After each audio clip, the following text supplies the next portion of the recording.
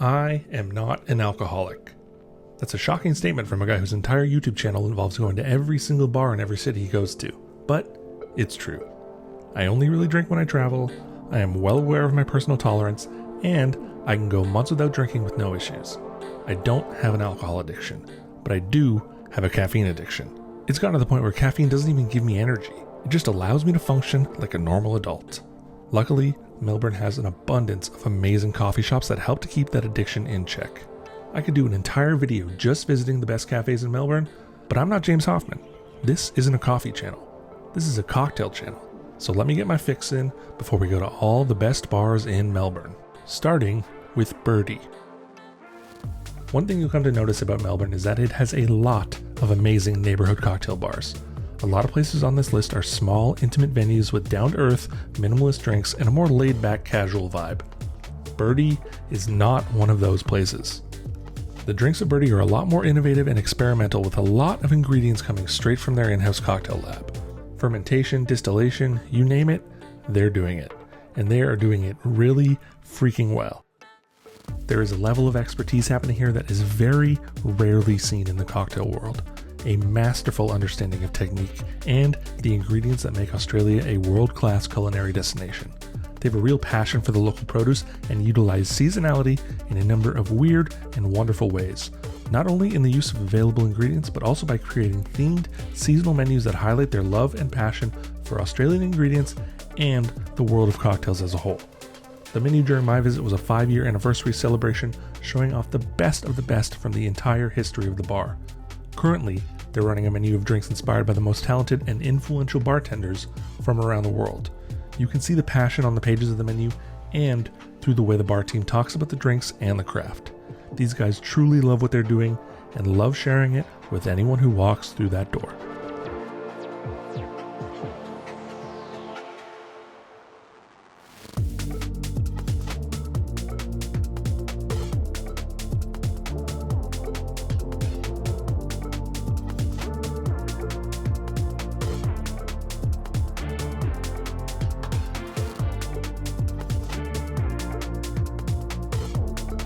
Let's pause for a quick second to talk about the sponsor of this video, Kava Haven. Kava Haven is a non-alcoholic spirit alternative made from the kava root, crafted to help people relax and unwind without the use of alcohol. Not only does it help promote relaxation and enhance social experiences, it also tastes pretty damn good. It's got a lot of citrus and herbal notes, and it kind of reminds me of an herbal liqueur like chartreuse or strega. It tastes great on the rocks or also in a cocktail. And that's why I've snuck into my old workplace after hours to make a few drinks and give you some examples of how you can use Kava Haven as a spirit replacement. While I tell you about how Kava Haven can help you relax, let's watch this definitely not sped up to 140% speed run of a non-alcoholic version of a cocktail I made for a competition. This is normal speed, and you will never be able to prove otherwise. I'm going through some major Japan withdrawals at the moment, so my cocktail brain has me thinking in Japanese flavors, like in this cocktail that pairs the apples of aomori with other Japanese flavors like yuzu and miso, with a little bit of Canadian flair from some maple syrup. Or like in the highball I made earlier, with green tea syrup and Shine Muscat soda. The Shine Muscat matches perfectly with the white grape juice in Kava Haven, and the green tea pairs well with the ginger and cardamom. It's important to have great non-alcoholic alternatives for something like an after-work drink, and Kava Haven is a great alternative to help you relax and unwind after a long and busy shift. And because Kava Haven is sponsoring today's video, when you click the link in the description or scan this QR code, you'll get 15% off your first order. It's an exclusive deal you won't get anywhere else, so click the link, try Kava Haven, and discover a new way to relax and socialize today. Now, back to all the best bars in Melbourne.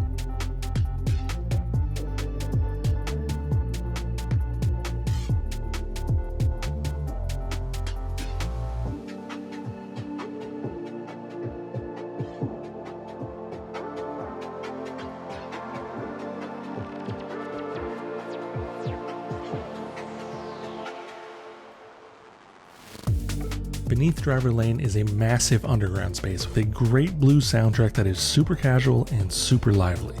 It's called Beneath Driver Lane because it's quite literally beneath Driver Lane. Smart. Walking into this place, and my first impression is that I would have loved to work at a place like this. Very high volume, very high quality. In my heyday, I would have absolutely crushed it here. I used to be pretty good. Now, I'm just a washed up has-been. They've got really good cocktails and a large list of beer, wine, and spirits to assure that everybody's happy no matter what they like to drink. This isn't the type of place you come to have an intimate, laid-back cocktail experience. This is the type of place you come with a group and get a little bit extra.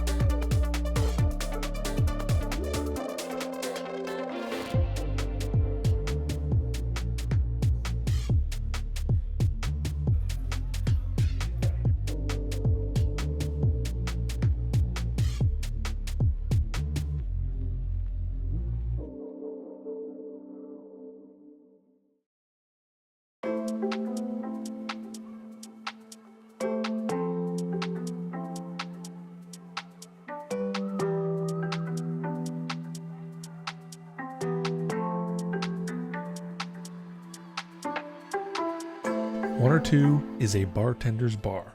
The type of place that every bartender in the city will recommend you visit, and the type of place that you'll probably find those same bartenders on their day off. Hidden down a back alley in Chinatown, One or Two is inspired by Japanese bars but with a distinctly Australian feel. The menu is quite simple. A small selection of iconic classics, a few originals, and another small section of drinks by a famous guest bartender from around the world. The guest during my visit was from Vendor Bar in Taichung, the best bar in Taiwan, which, spoiler alert, I might be visiting in a few months for another video. When the menu is this small, there is little to no room for error, so every drink has to be perfect. And from my experience, they absolutely nailed it. With drinks this good, they're making it really difficult to stay for just one or two.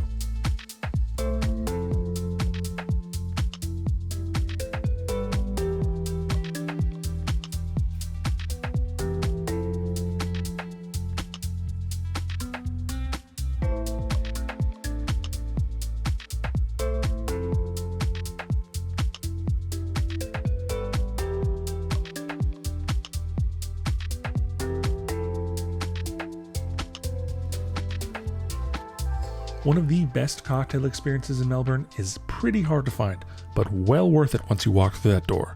Above Board is another bar in Melbourne with its entrance down a back alley, located on the second floor above a beer bar. It's a very small intimate room with a bar design meant to encourage interaction with the team and other guests. The bar top is very minimalist, and the bottles are all hidden away and rebottled to take focus away from the brand names and turned onto the cocktails themselves.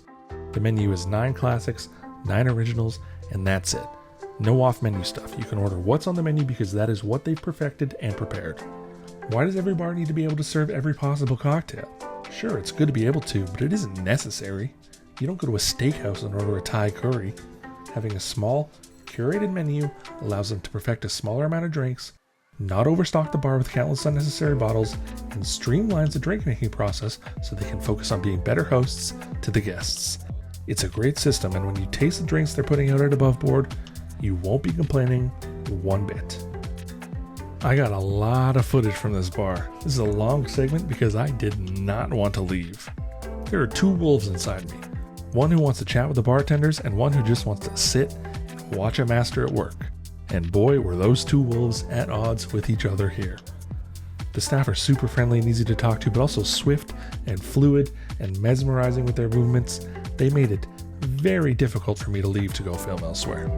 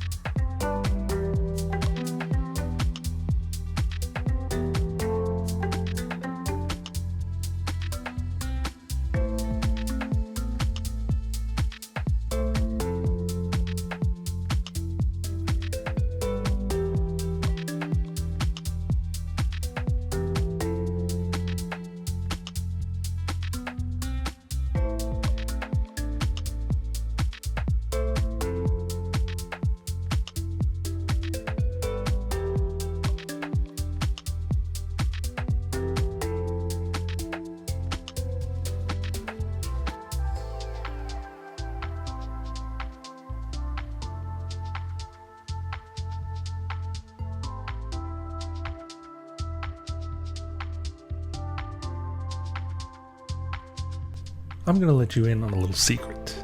As I'm writing this script, I am quite literally going back and forth between writing and packing my bags for another trip to Japan. Yes, there are more Japan videos coming. But as I watch back this footage, it makes me realize that Melbourne is absolutely blessed to have a Japanese bar like Tamura Sake Bar. This quality and authenticity is really hard to find outside of Japan, but everything here is on par with some of the best izakayas I've been to in Tokyo, without a doubt.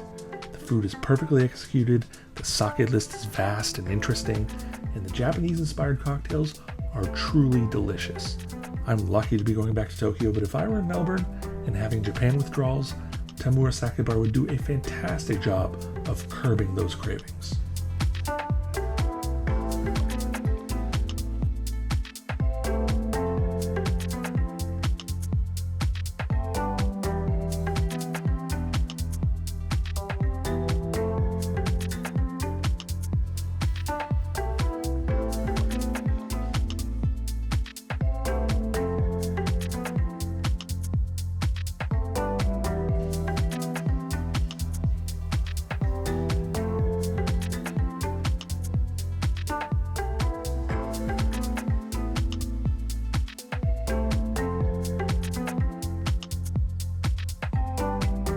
Right around the corner from Tamura is Elysian Whiskey Bar, an absolute gem if you're a lover of brown spirits. The location is fitting because this definitely has the vibe of a Japanese-style whiskey bar, with the jazz soundtrack, Japanese-style bar food menu, and an abundance of whiskey from Japan and beyond. And in feeding my caffeine addiction, I, of course, had to order their espresso martini variation, made with chocolate malt, which was fantastic.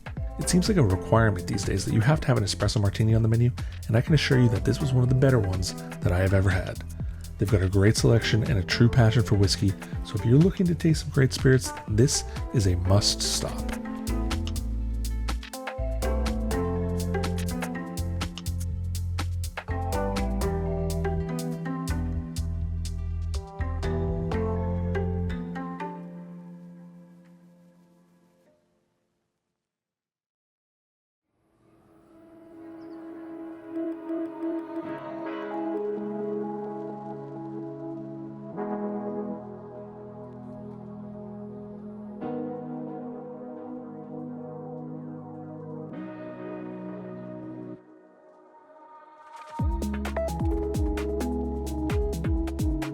Gimlet feels like the centerpiece of the Melbourne food scene.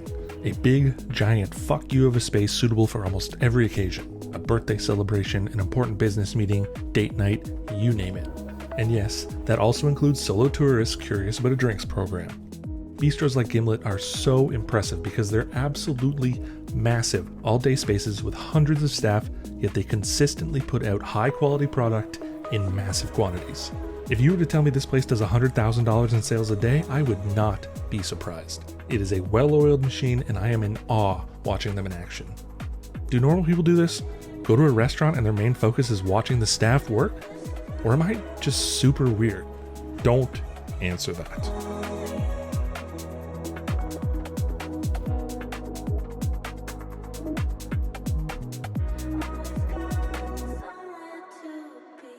Right next door to Gimlet, run by the same team, is Apollo Inn, a much smaller, more intimate, more cocktail-focused venue. Their menu is heavily focused on reinventing classics with modern techniques, like using a fluffy aerated grapefruit juice in a Paloma, or replacing the bitters in a Hyde Park Swizzle with a granita made with those same bitters. There are some really interesting, cool ideas, and the results are very delicious. It's always great when a room makes you feel like you've been transported to another time, and the vibe inside the Apollo Inn really makes me feel like I'm a gangster in 1920 Chicago. Maybe not the gangster part, because I am not built for a life of crime.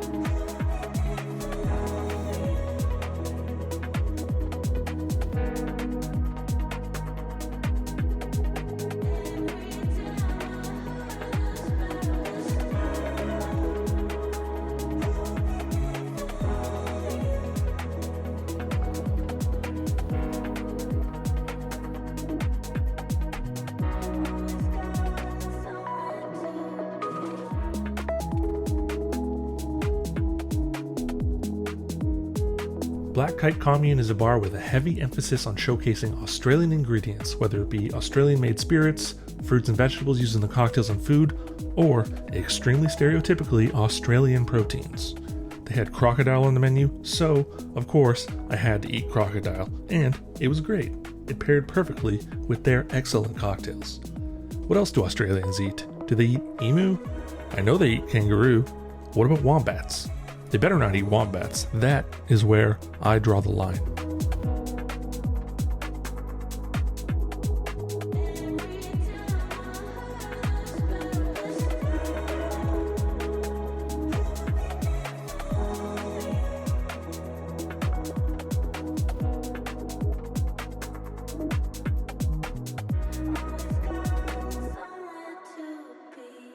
Unfortunately, it happened again.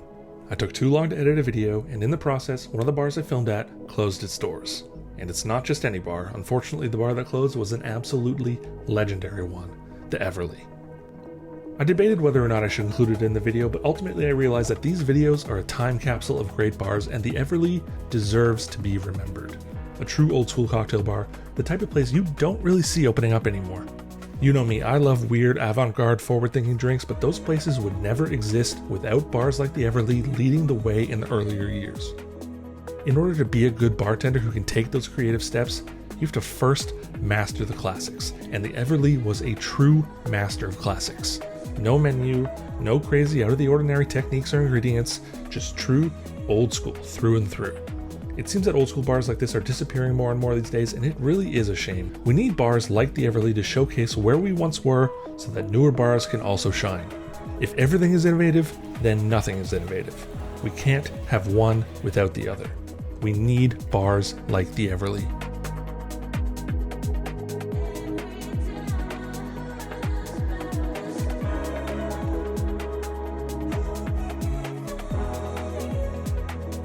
Most cities are lucky to have one great whiskey bar, but Melbourne is blessed with two. Whiskey and Alement is another great whiskey bar in the city with a bit more of a focus on Scotch and rare single malts as opposed to Elysian's focus on Japanese bottles. Regardless of which one you go to, both bars are going to give you an excellent range of spirits to try, served by a team of people that are truly passionate and willing to help guide you towards something that suits your taste. I had a weird request, wanting to try a whiskey that was aged in an IPA barrel, and they were instantly able to recommend a few options for me. That shit was good. Whether it's Whiskey and Alement or Elysian, you really can't go wrong when looking for a place to drink good whiskey.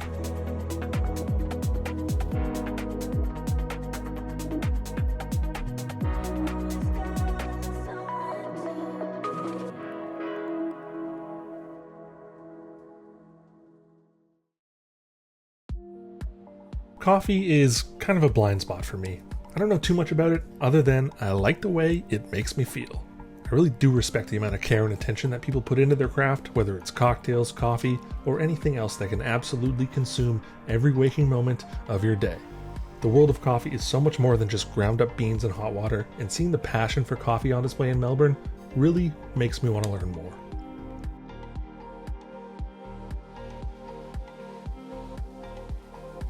Bar Bellamy is another neighborhood cocktail joint that has one of the most elevated programs you're going to see in Melbourne. A very delicious and refined yet unpretentious menu of great drinks and snacks. The menu is constantly changing and almost always features a shaved ice cocktail that absolutely slaps during the summer heat. This is another Melbourne bar with a cozy, intimate, and friendly neighborhood vibe that really makes you feel like you've been invited to a friend's dinner party. And that friend just so happens to be putting out some of the best drinks in the city. Bar Bellamy hasn't really featured on any global lists, which is why it's always best to listen to the locals, because everyone I spoke to was emphatic that I come here, and I am glad I listened.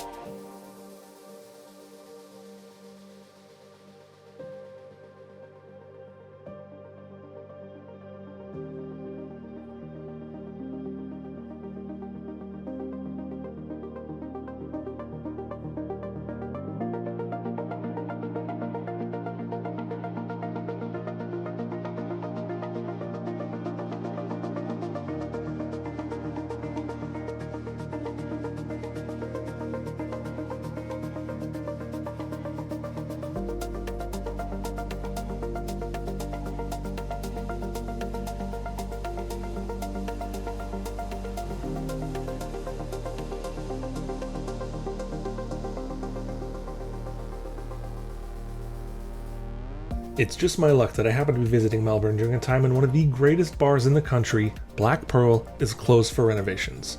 And even unluckier is the fact that they were just about to reopen the day after I was set to leave the city. Extremely unfortunate, but at least they were open in a much smaller capacity at their upstairs bar called The Attic. I'm grateful that I was able to experience some of their menu and can confirm that they are really good at what they do, even if it was only a small chunk of what they're actually known for. I can see why they've been ranked on the 50 best list 12 different times. If you're ever in Melbourne, make sure you get to Black Pearl and experience what I wasn't able to. I'm sure you won't regret it.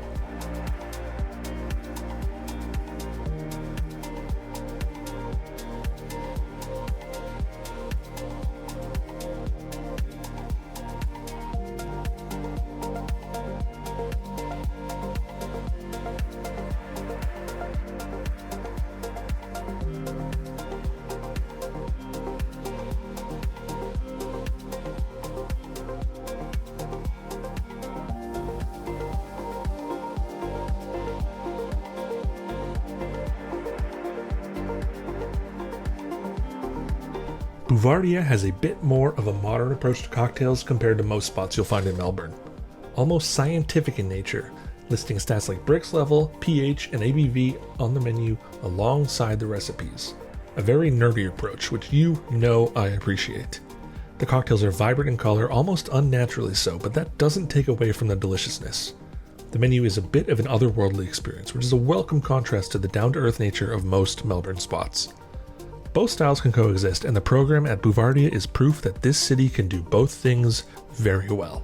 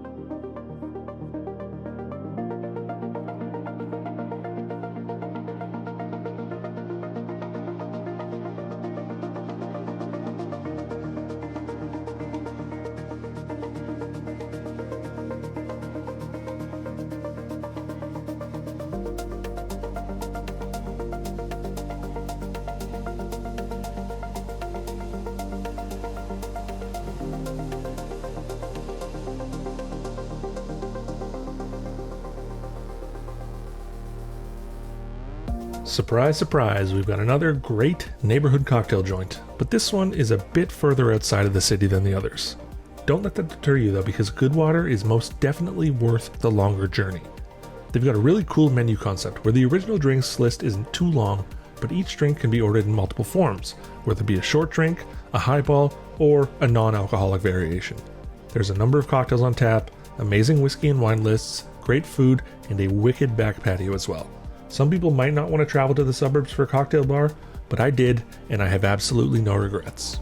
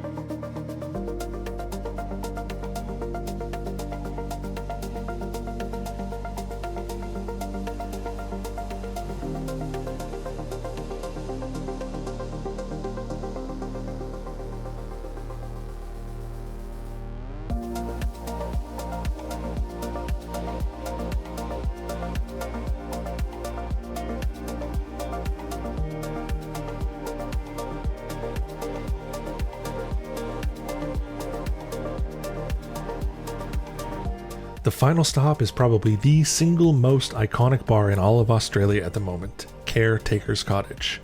As the name would suggest, it's housed inside of a former church caretaker's home and really stands out among the surrounding skyscrapers. It's got the high energy of a bustling city but the cozy, comforting vibes of a rustic cottage. Being inside is like being at the coolest house party in town, where the hosts are not only making incredible drinks, but also DJing the party as well. They've got a whole vinyl setup behind the bar, right beside the drinks making station, and watching the bartenders go back and forth between switching out records and making cocktails is truly a sight to behold. The hospitality is absolutely world class here. The whole team knows how to make you feel welcome and part of the family, whether you're a regular or a first-time visitor like myself. And the drinks, of course, are exceptional.